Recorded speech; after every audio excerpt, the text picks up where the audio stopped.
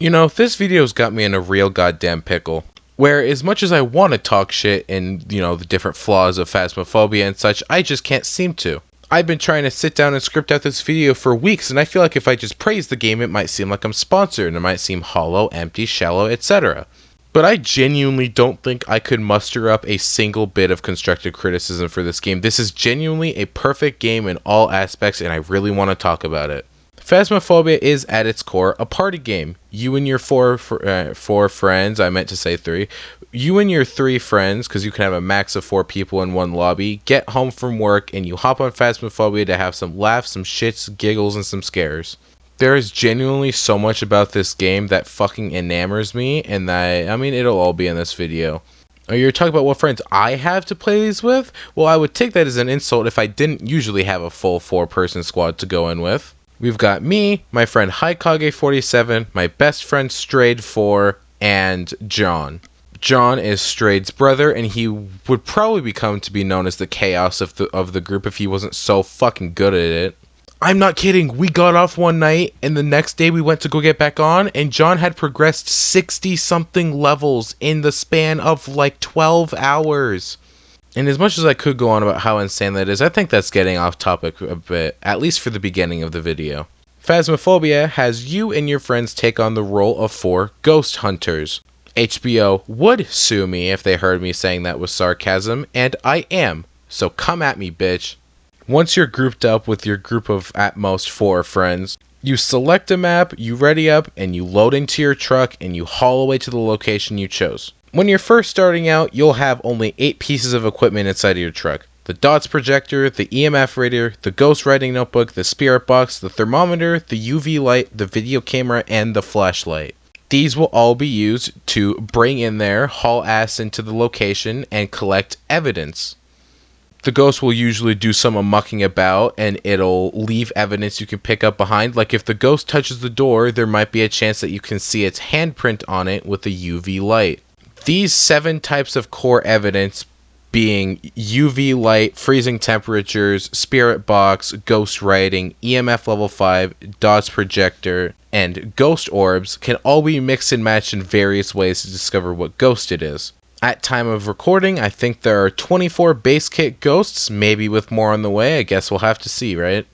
As you overstay your welcome in the location you chose, shit might start to go down. You might hear a ghost breaking lights above you, and then your friend's voice suddenly cuts off immediately.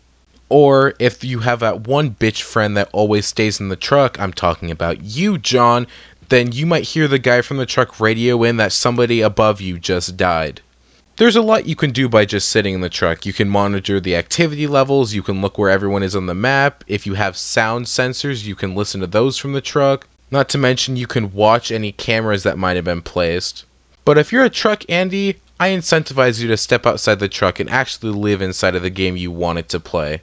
Listen, if you're in solo queue and you're with people that are hell-bent on winning Phasmophobia, then I suggest you just find your local group of friends, your group of buddies to make the game more fun. I think games in general are just at their least fun when they're taken so seriously and competitively that every match seems like a goddamn military regime. Listen, I've got a Lethal Company video coming up, and let me tell you, these kind of party games are really boring when you go into it solo expecting to win, because the thrill comes from having your friends there. And I think that's where Phasmophobia gets its biggest shine, the proximity chat system. Proximity chat is often something praised in these type of horror-esque games, and for really good reason. Phasmophobia's voice chat system is a proximity chat down to its core with a little asterisk. You can push to talk a button where you can use a radio to talk to your whole team from anywhere on the map. Like I said, you have to push to talk, you have to hold down a button to use this radio, and while you're doing it, everyone can hear your voice. That voice includes the ghost of the location too. Yeah, unlike real life, there are actually ghosts here that you can actually hunt and find information on and evidence for every single time. Step aside HBO, I guess your show is a little downpour today. Like I said before, each ghost comes with 3 unique types of evidence that sticks to them. If you end up finding an instance of EMF level 5, then that EMF 5 can belong to like 10 different kinds of ghosts. You've got to go really in depth with this. And that's where the next part of Phasmophobia really shines, the ghost behaviors. Each ghost have specific traits to them, like incredibly specific. Like if you see it, you know it's a certain type of ghost and you get out of there.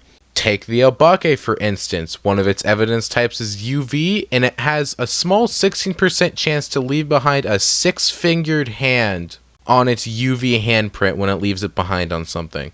Your main goal in Phasmophobia is to collect this evidence as quickly as possible and identify the ghost before you get JoJo's Bizarre Adventure standed out of the fucking location by the ghost. Oh, you betcha, you can definitely die in this game.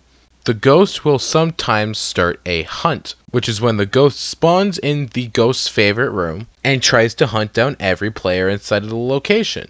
Different ghosts have different methods of doing this, and some can even usually be identified by their fucking walking speed. I personally think the hunts are one of the most fun parts about the game in general. There also exists hiding spots throughout the map that you can just go invisible to the ghost by hiding within that locker in the garage. Here, want to see me do it again? You know what's not fun to me in Phasmophobia? When I have that one teammate that just wants to grab a crucifix immediately and put it down into the ghost room so that it cannot start a hunt anywhere near the start. If it irks you as much as it irks me, I have a solution. Here, follow me. Follow this one friend around. Look like you're trying to help him find the ghost room and put the crucifix down. And then, when you find the ghost room and they set it down, take it. Take it and hide it far away from the ghost room. If they're as accident prone as my friends, they're bound to forget they even put it down and just stand there like they think it's safe. It's just become a habit at this point. As soon as the game starts, the ghost room's safe because the crucifix is usually down. But oh boy, this is where the party game gets its fun. Because there's no life bar system in this game, making contact with the ghost is an instant death, instant game over, boo-hoo, now you're a floating spirit. You can still talk with other dead friends while you're dead. And you can also interact with some objects, which, while 3 of you are dead and there's that one truck Andy camping, turns into the drop it for yes, hold it for no game. On the topic of other equipment such as the crucifix that aren't base kit and need to be bought with money you earn from leveling up, let's talk about those a little bit. There are 12 pieces of optional equipment that you do not need to bring into the trial, but you can if you want to find out specifics on the ghost behaviors. You've got the crucifix to stop the ghost from hunting, the firelight to provide light, also for the Onryo, the headgear so the person from the truck can watch you at all times, the igniter to light objects on fire, such as the incense, used to prevent a ghost from hunting for a short period of time that can be lit using the igniter, the motion sensor so that one annoying fly in your ear can keep telling you he found the ghost room for the 50th time because, oh guys, it's moving in here.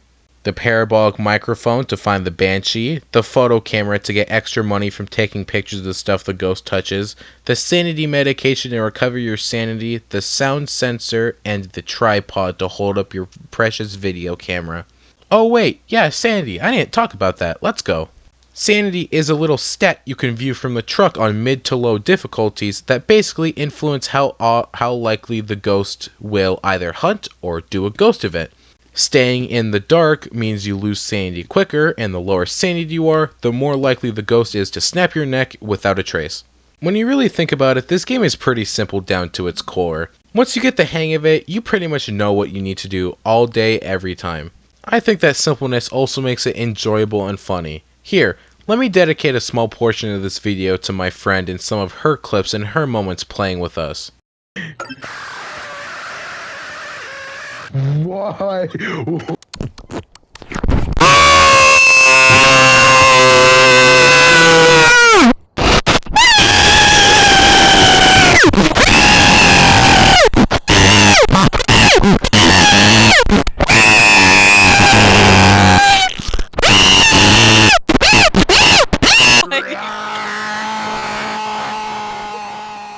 There's no flashlights entirely.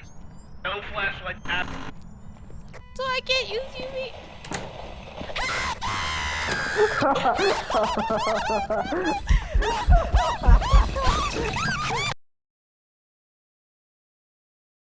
So you're getting what I'm saying when I say I love my friends and this game, right?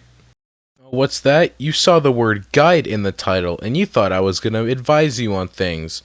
Well, if you came here for an actual guide, I think you're in the wrong place, but I'll try my little bit best to appease you. If you have the level 1 dinky thermometer, the actual, looking thermometer with the then you might want to just leave it in the ghost room for a minute or two. It's not going to immediately read anything. It's a very slow turning process. And also, as one of the game's loading screen tips will tell you, it is not always a good idea to run from the ghost. If it spotted you and you're dead. But on lower difficulties, you have like 5 or 6 seconds once the ghost actually spawns to find a hiding spot. Not more so on the higher difficulties, but they're a higher difficulty for a reason. There are most likely lockers, little shelves around the map you can hide in, and hell, I've even found that going in a completely different room and just shutting the door and praying to God it doesn't come in works sometimes. Overall, what are my closing thoughts on the game? It's probably one of my favorite of all time, and I think my amazing group of friends helped me through it and made it way better. Shout out to Strayed, shout out to Haikage, shout out to John for making my Phasmophobia experience truly the best it can be. I love you guys, and I'll see you all in the next one.